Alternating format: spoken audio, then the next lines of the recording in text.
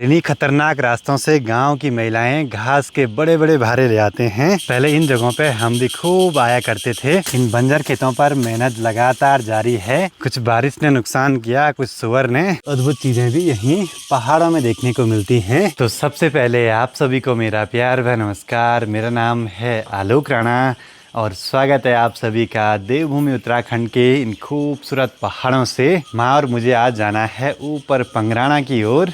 प्रीति और पप्पा जी निकल पड़े हैं परवाड़ी वाले घर के काम करने के लिए।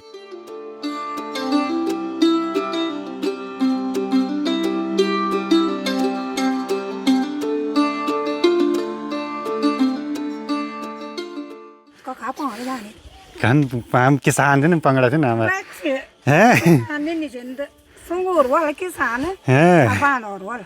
सुबह का टाइम है तो गांव में सभी लोग लगे हैं भाई अपने अपने गौशाला के काम करने पे। कोई पानी ले जा रहे हैं, कोई घास के ले जा रहे हैं, कोई घास लेके आ रहे हैं। ऐसे पठाली वाले घर पहाड़ों में अब बहुत कम हैं जो कि अच्छे से मेंटेन भी हों। और इन पे आजकल खूब पक्षियों ने घोंसले बना रखे हैं अपने। अब यहाँ से सार वाला रास्ता स्टार्ट हो गया है और गेहूँ और जौ की सार के बीच से हम आगे बढ़ते जा रहे हैं लगातार। और यहाँ तो लोगों ने जौ की कटाई भी शुरू कर दी भाई। लगभग 10-15 दिन और उसके बाद कटाई हो जाएगी शुरू यहाँ गेहूं की भी।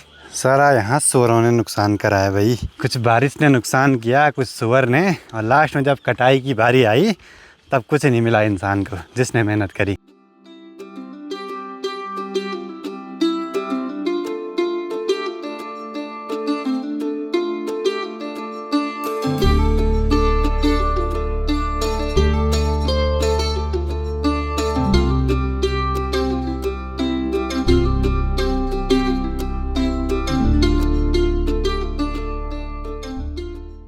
आगे बढ़ते हुए अभी हम पहुंचे हैं ज्वेड़ा, इस जगह का नाम है। और ठीक सामने पे है माँ राजराजेश्वरी माता का मंदिर।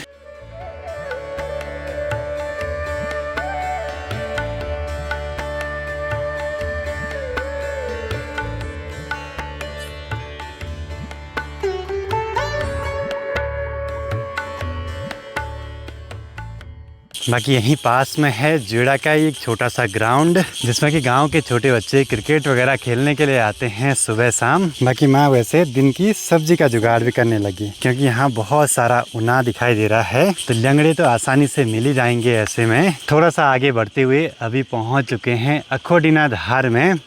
पीछे चौखंबा पर्वत और उसके साथ साथ मंडानी पीक भी थोड़ा बहुत दिखने लगी है। और इस धार से ठीक नीचे अपना पुराना वाला घर ही यहाँ पे सामने फापंज गांव, पाली, सरुणा, गुप्तकाशी और दूर दूर तक के पहाड़ दिखाई दे रहे हैं।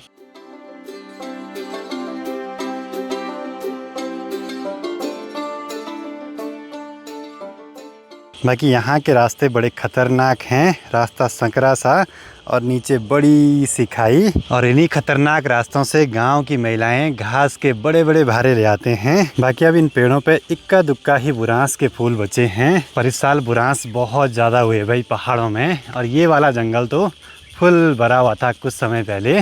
सुअर ने देखिए पूरा रास्ता उड़ेला हुआ है यहाँ से। जहाँ देखो वहाँ सिर्फ सुअर का आतंक भाई। कोई यहाँ से इस पेड़ से घास निकालने गया, देखिए कैसी टहनी है दूर गई हुई और यहाँ तक की घास निकाली है भाई। इन कामों में पहाड़ की महिलाओं का कोई मुकाबला नहीं भाई।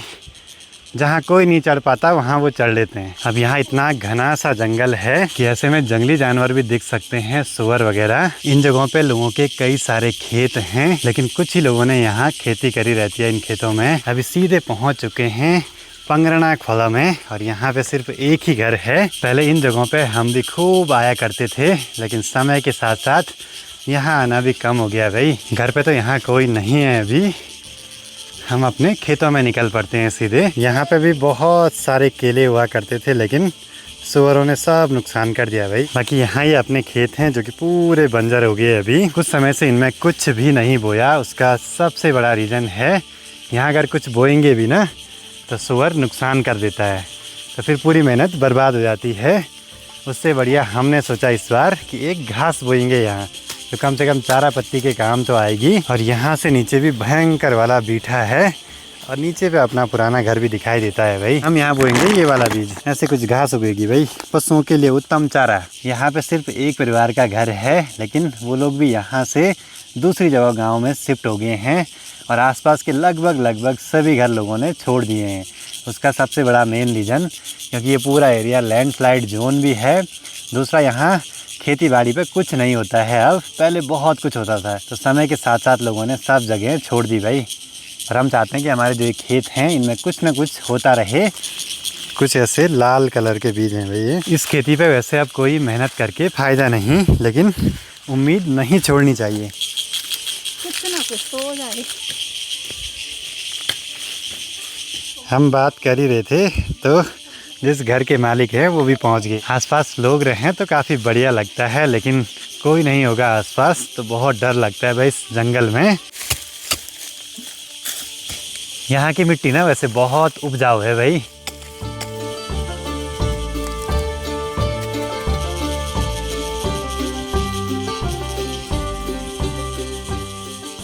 टाइम अभी 11 बज रहे हैं। करीब 1.5 घंटे की मेहनत के बाद फाइनली सभी जितने भी ये बंजर पड़े हुए खेत थे, हमने इनमें घास वाला बीज बो दिया है।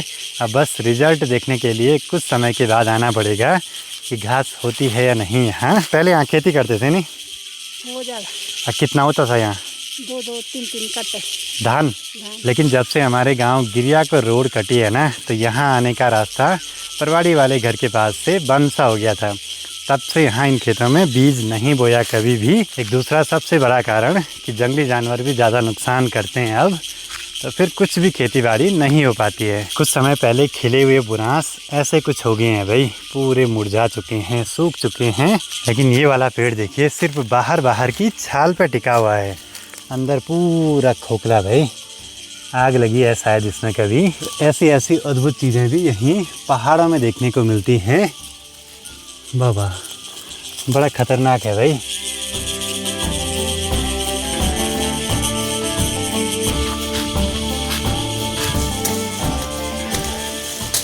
इन बंजर खेतों पर मेहनत लगातार जारी है और माँ ने यहाँ ना बहुत सारे बांज के पेड़ लगाए हैं। पहले सिर्फ 1-2 ही पेड़ थे, बांज के लकवाल ले आए, बीज ले आए और बहुत सारे बीज बो दिए। 100 से ऊपर हो गए, 100 से ऊपर पेड़ लगा दिए बल। और जो ये वाला घर है ना, इसके आसपास माल्टे नारंगी के बहुत सारे पेड़ हैं। और यहाँ के माल्टे नारंगी तो बहुत फेमस थे पहले, लेकिन समय के साथ साथ माल्टे नारंगी के पेड़ भी सूखते जा रहे हैं। सेम हो रहा है हमारे परवाड़ी वाले घर पे भी, पुराने पेड़ सूखते जा रहे हैं क्योंकि इनकी ना कटाई छटाई बड़ी ज़रूरी होती है। बस ज़रूरत है तो थोड़ा सा और मेहनत करने की, उसके बाद सब चीज़ें अच्छे से हो जाएंगी यहाँ भी। अब घर से सिर्फ 1 सेब और 1 बिस्किट ले आ रखा है, पानी के साथ खाएंगे बिस्किट। अब इन बांज के पेड़ों पे जो सफ़ेद सी शैवाल जमी है ना, कुछ इस टाइप वाली, ये देखें हल्की हल्की, तो इसको हम पहले बचपन में निकाला करते थे और इसको ना बारीक से पीस के पानी में मिला के हाथों पे लगाते थे। अरे मेहंदी का काम भी करता था भाई। अब तो कोई नहीं करते छोटे बच्चे ये काम, हमने खूब किए हैं। चलो जी, आज का काम भी हुआ पूरा। अब निकल पड़ते हैं यहाँ से नए वाले घर की ओर वापसी। वैसे ना हमारा जो पुराना वाला घर है यहीं नीचे पे है भाई, वहाँ भी जा सकते हैं। अब दिन बढ़ने के साथ साथ यहाँ बड़ी तेज़ चमक लगने लगी है धूप की, और जितने भी लोग आसपास घास वगैरह के लिए आए होंगे सब निकल रहे हैं घर की ओर धीरे धीरे।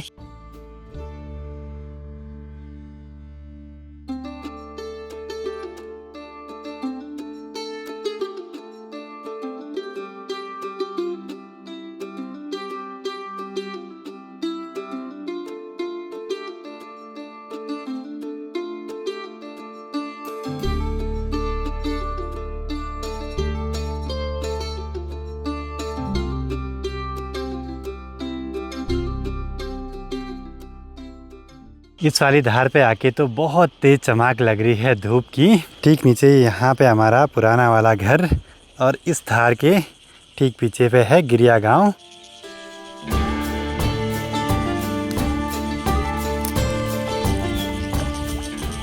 घर जाते जाते माँ दिन के लिए सब्जी का जुगाड़ भी कर रही हैं, क्योंकि आसपास खूब सारा उना भी है तो लंगड़े आसानी से मिल जाते हैं यहाँ।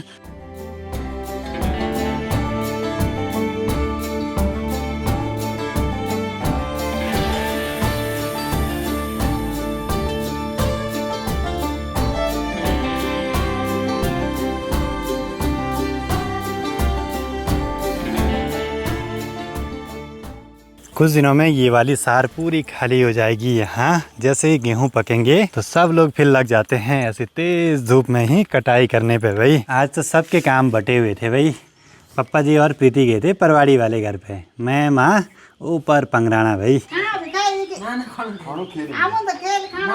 तो घर पे भी आए हैं दो भाई मठियाना खाल से मिलने के लिए। एक भाई हैं आर्मी में और दूसरे जॉब करता है गुड़गांव में। अच्छा गुड़गांव में जॉब करते हैं। ठीक है भैया, ठीक है भैया, मिलते। चलो जी, घर पे जब भी कोई भी मिलने के लिए आते हैं तो बढ़िया लगता है भाई सभी से मिलके। बाकी अभी ऊपर देखिए आसमान पे कितना गजब का टेक्सचर बना है बादलों के बीच से। सूरज की किरणें बहुत ही सुंदर चमक रही हैं भाई। एक तरफ इतना साफ मौसम और दूसरी तरफ यहाँ देखिए बिल्कुल काले काले से बादल। शाम के 5:15 हो रहे हैं अभी। प्रीति और मुझे ही जाना है जरा ऊखीमठ मार्केट, थोड़ा बहुत कुछ सामान वगैरह लेना है। सर्दियों में तो 5 बजे के आसपास तो पूरा अंधेरा होने लगता है, लेकिन आजकल धूप काफ़ी है अभी। हेलो, ठीक ठाक।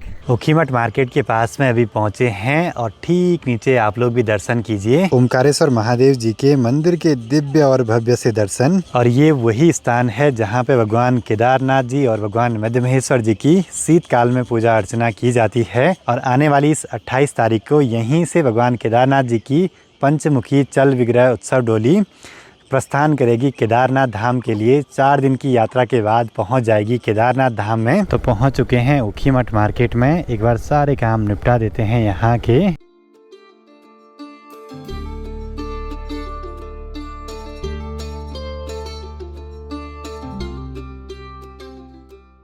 चलो जी, मार्केट के भी सारे काम निपट गए और अंधेरा कब हो गया कुछ पता नहीं चला भाई। चलो जी, शाम के 7:40 अभी घर पे पहुंच चुके हैं। बाकी हो सकता है कल सुबह सुबह हम निकल जाएं केदार घाटी की ओर प्रीति को भेजने के लिए। देखते हैं भाई आगे आगे क्या होता है।